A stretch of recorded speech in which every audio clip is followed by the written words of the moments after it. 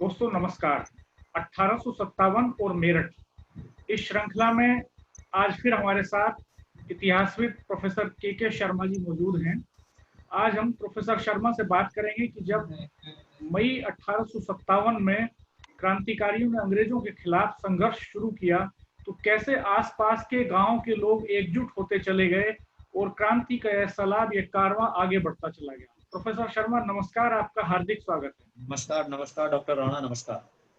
आज आप हम चाहेंगे कि आज आप आसपास के कुछ गांवों की कहानियां हमें बताएं कि कैसे गांव-गांव तक ये क्रांति फैली और कैसे गांव-गांव जुड़ता चला गया। जी जी। और देखिए डॉक्टर राणा, आपने एक बहुत ही वाजिब प्रश्न उठाया है और ये जानकारियां होनी बहुत आवश्यक है, क्योंकि क्या होता है कि कोई भी राष्ट्रीय क्रांति या राष्ट्रीय संघर्ष राष्ट्रीय स्तर पर नहीं होता, बल्कि स्थानीय स्तर से शुरू होता है, फिर वो राष्ट्रीय स्तर तक जाता है। और हम क्या है, चीजों को राष्ट्रीय परिप्रेक्ष्य में तो अच्छे से पढ़ लेते हैं, समझ लेते हैं, परंतु उसके स्थानीय और बहुत ही छोटी निकाय, जिसे हम ग्रामीण कहते हैं, गांव कहते हैं, जिससे हम कहते हैं हमारा भारत प्रारंभ हुआ है, शायद उनके इतिहास के विषय में हम कोई चर्चा नहीं कर पाते, हम कोई सोर्स मटेरियल उपलब्ध नहीं करा पाते। निश्चित रूप से आपने श्रृंखला शुरू की है, उसके माध्यम से मैं कुछ छोटी छोटी ग्रहों को, छोटे छोटे चीजों को सब लोगों के सम्मुख रखना चाहूंगा, और जिससे शायद उन दबा हुआ इतिहास जो शायद अब तक जन सामान्य तक पहुंचने में किताबों के माध्यम से असमर्थ रहा है, वो आज इस आधुनिक प्रणाली के माध्यम से सब तक पहुंचेगा। तो जैसा हम लोग चर्चा कर चुके हैं कि 10 मई को मेरठ में जो कुछ हुआ, उससे आप अंदाजा लगा चुके हैं कि अंग्रेजों की मेरठ में 10 मई को क्या स्थिति थी। यानी कि अगर मैं ये कहूं कि उनकी बहुत ही दयनीय स्थिति थी, और उस दयनीय स्थिति को बनाने में जो बहुत अहम भूमिका अदा की, वो मेरठ और उसके आसपास के क्षेत्रों के लोगों ने। और उस क्रांति की सूचना जब जब मेरठ के आसपास के क्षेत्रों में पहुंचती गई, तो वहां के गांवों ने भी उस घटना की प्रतिक्रिया अपने अपने स्तर पर व्यक्त की। जैसे हम अगर बात करें तो मेरठ से बिल्कुल लगी हुई तहसील है सरधना तहसील, जिसका अपना एक पुराना ऐतिहासिक महत्व है। अंग्रेजों के समय से और उससे पहले से भी, बेगम समरू के समय से वो एक सत्ता का केंद्र रहा है सरधना। तो इसीलिए इस दृष्टि से भी सरधना बहुत महत्वपूर्ण हो जाता है, अंग्रेजों के लिए भी महत्वपूर्ण हो जाता है और प्रशासनिक दृष्टि से भी महत्वपूर्ण हो जाता है। 10 मई को जब मेरठ में घटना प्रारंभ हुई, क्रांति हुई, शाम को हुई, वो भी हम देखते हैं 11 और 12 मई को सरधना की उस तहसील पर भी आक्रमण कर दिया जाता है। सरधना तहसील में एक बहुत ही छोटा सा गांव है अकलपुरा। उस अकलपुरा के एक ठाकुर नरपत सिंह थे, वो पेशे से कृषक थे, और उनके नेतृत्व में सब कृषक इकट्ठा होते हैं और वो वहां की तहसील पर आक्रमण कर देते हैं। मैंने पहले भी ये कहा था कि तहसील है, न्यायालय है, ये सब जो केंद्र हैं सरकार के, वो किसान उनको शोषण का केंद्र मानते हैं, क्योंकि तहसील रेवेन्यू इकट्ठा करने का एक केंद्र था, और किसानों से शायद लगान, जो कि किसानों पर उस समय जो लगाया जाता था दुआब में, वो उनकी अपेक्षा से कहीं ज्यादा था। तो उसका शायद प्रतिक्रिया थी कि सरधना में भी, सरधना तहसील में भी वहां के ग्रामीणों ने इकट्ठा होकर वो कार्य किया। इसके अलावा एक छोटी सी घटना और भी है, छोटी है परंतु महत्वपूर्ण है, कि एक बरनावा तहसील में गांव है निरपुड़ा, उसके विषय में लिखा है, अंग्रेजों ने अपने गजेटियर में ही लिखा है कि वहां का एक हवलदार थे जिनका नाम था कलंदर खान। उन कलंदर खान ने जब मेरठ में 10 मई को ये घटना घटित हुई, उसके उपरांत उन्होंने, निरपुड़ा के कलंदर खान ने स्वयं को अंग्रेजी सत्ता से स्वतंत्र घोषित करते हुए अब स्वयं को वहां का राजा घोषित कर दिया। देखिए, चाहे एक व्यक्ति ने अपनी स्वतंत्रता की घोषणा की हो और वो भी किसी गांव से की हो, परंतु ये बात इसलिए महत्वपूर्ण है कि एक गांव का ग्रामीण भी अंग्रेजी सत्ता से स्वतंत्र होकर स्वयं को स्वतंत्र कहना चाहता है, स्थापित होना चाहता है, स्वतंत्रता की रक्षा करना चाहता है। ये शायद महत्वपूर्ण है, परंतु ये एक लाइन की घटना लिख दी जाती है, परंतु इसके पीछे कितना बड़ा परिदृश्य रहा होगा, कितनी बड़ी सोच रही होगी, तब जाकर के उस व्यक्ति ने अपने आप को स्वतंत्र घोषित किया। तो ये भी महत्वपूर्ण है। कि उसके 10 मई के तुरंत बाद वो अपने आप को स्वतंत्र घोषित कर दिया। एक और मेरठ के पास बहुत महत्वपूर्ण स्थल है जिसका महाभारत से भी बहुत गाढ़ संबंध है, वो है परीक्षितगढ़। हम जानते हैं कि अंग्रेजों के समय या उससे थोड़ा सा पहले राजा नैन सिंह की वहां सत्ता विद्यमान थी, परंतु अंग्रेजों के समय तक आते आते वो थोड़ी शिथिल पड़ गई थी। तो वहां पर भी 10 मई के तुरंत बाद वहां परीक्षितगढ़ के क्षेत्र में मवाना तहसील के अंतर्गत और परीक्षितगढ़ के जो वो क्षेत्र था, वहां के बहुत सारे पुट थे और बहुत सारे गांव थे, नेडू गांव भी उसमें से है। तो उन गांव के लोगों ने इकट्ठा होकर के राजा कदम सिंह को, राव कदम सिंह को अपना राजा घोषित किया और अपना राजा स्वतंत्र घोषित किया। और राव कदम सिंह 1858 तक लड़ते रहे बरेली तक।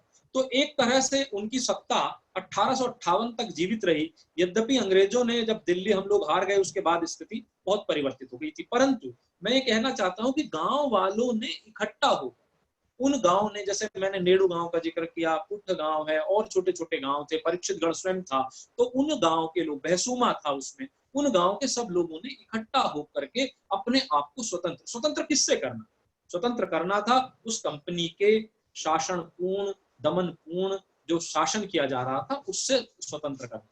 और जो मैंने नेडू गांव की जिक्र किया, कहीं इतिहास की किताबों में नहीं है, परंतु हमारे यहाँ क्या है कि ओरल हिस्ट्री बहुत महत्वपूर्ण है।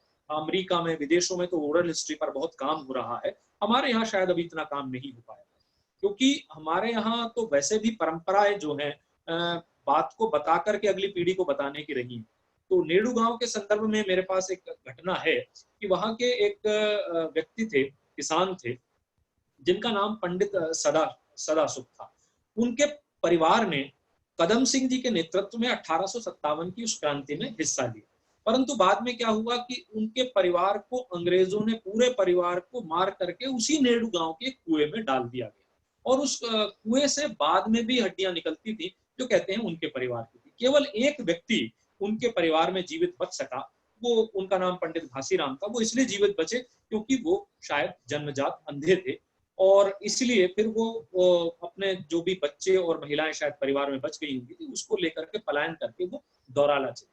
यानी कि एक एक गांव के, एक एक परिवार की अगर हम कहानियों पर जाएं तो न जाने कितने किस्से हैं, कितने कहानी हैं, जो बहुत सारी अनकही कहानी है, बहुत सारी अनसुनी कहानी है। उन सब कहानियों को आज बटोरने का अवसर है कि हम उन सबको बटोर कर नई पीढ़ी तक पहुंचाएं। एक घटना और मैं आपके सामने रखना चाहूंगा कि यद्यपि मुरादनगर तहसील का वो गांव है भोजपुर, पर मेरठ के पास ही है मोदीनगर, उससे पास में लगा हुआ है भोजपुर। अब 10 मई 1857 को जब जेल तोड़ी गई तो उस जेल में से जो लोग बाहर निकले वो सब भारतीय थे। वो अंग्रेजों की प्रताड़ना के कारण शायद जेलों में बंद थे। उन्हीं में से एक व्यक्ति था यही भोजपुर का राम दयाल उसका नाम। वो जेल में बंद था, और वो बंद किस लिए था कि वो किसान था और अंग्रेजों का लगान नहीं दे पाया। देखिए क्या हुआ कि एक सहारनपुर के कलेक्टर हैं, उन्होंने भी ये लिखा कि अंग्रेजों ने जब लगान हिंदुस्तान में लागू किया तो उसके बाद एक नया वर्ग भारतवर्ष में पैदा हो गया, शोषण करने वाला एक नया वर्ग पैदा हो गया जिसको हम साहूकार बोलते हैं। क्योंकि अंग्रेज लोग नगद लगान लेते थे, किसानों पर नगद व्यवस्था नहीं होती थी, तो वो क्या करते थे, साहूकार से ऋण लेते थे और फिर वो अंग्रेजी सरकार को लगान चुकाया। वो ऋण जो लेते थे उसका जो ब्याज होता था वो अनाप शनाप होता था, और फिर जो ग्राम पंचायत की अदालतें थी वो भी अंग्रेजों ने समाप्त कर दी थी। अब सरकारी अदालतें थी, वो साहूकार कुछ भी, किसी भी चीज को लिख करके अंगूठा लगवा लेता था, तो वो शोषण का एक केंद्र होता जा रहा था साहूकार। तो ये जो रामदयाल था, इस पर भी डिग्री की गई। इसने भी किसी साहूकार से ऋण लिया था उस लगान को चुकाने के लिए अंग्रेजों को, और इस पर डिग्री कर दी। इस डिग्री के कारण इसको जेल में। प्रोफेसर साहब डिग्री भी थोड़ा बताइए क्या होता? डिग्री मतलब कि उसको पैसा नहीं दिया गया, इसलिए उसने उसको जेल में बंद कर दिया गया, उस पर वो जेल की सजा थोप दी गई क्योंकि उसने पैसे का भुगतान नहीं किया था। तो इसलिए वो जेल में बंद था, क्योंकि वो पैसे का भुगतान नहीं कर पा रहा था, किसान था, कहां से लाता पैसा। तब जब वो वहां से छूटा तब वो अपने गांव आया भोजपुर, वहां उसने लोगों को इकट्ठा किया और उस क्रांति की ज्वाला में उसने वो जो साहूकार जो अंग्रेजों के शोषण, अंग्रेजों के द्वारा स्थापित शोषण के केंद्र थे, जो शायद पहले भारतीय समाज के, भारतीय परंपरा के अंग नहीं थे, उसने उस साहूकार के घर पर आक्रमण किया और वो सारे कागज और वो सारी डिग्रियां लेकर के जला दी।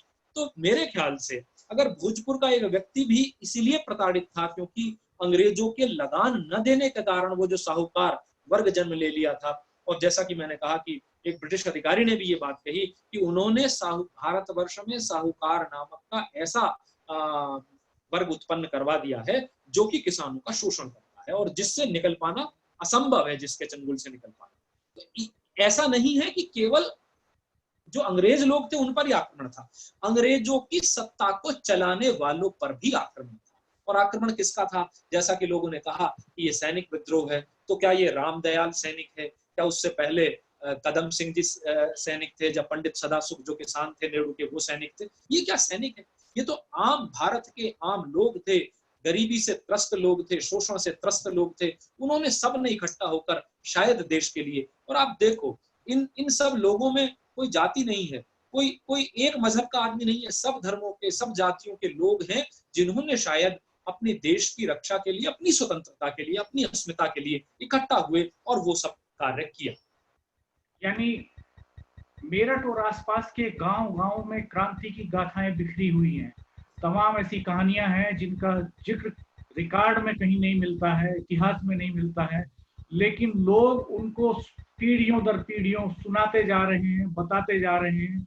ऐसी ही तमाम कहानी और किस्सों को प्रोफेसर शर्मा यहाँ बयान करेंगे। हम कुछ और गांवों पर बात करेंगे अगले एपिसोड में। हमारी ये श्रृंखला जारी रहेगी, देखते रहिए। तब तक के लिए नमस्कार, बहुत बहुत धन्यवाद प्रोफेसर शर्मा। नमस्कार। नमस्कार।